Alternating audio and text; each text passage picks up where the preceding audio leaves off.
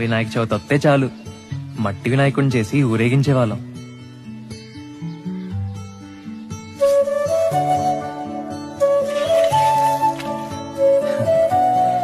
ఏది చూసినా ఆశ్చర్యమే మాకు. టైర్ ఆట,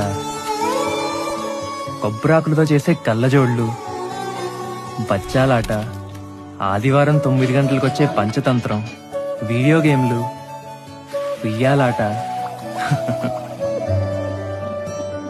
జామాకులతో చింతపండు కలుపుకొని తినేవాళ్ళం తెలుసా.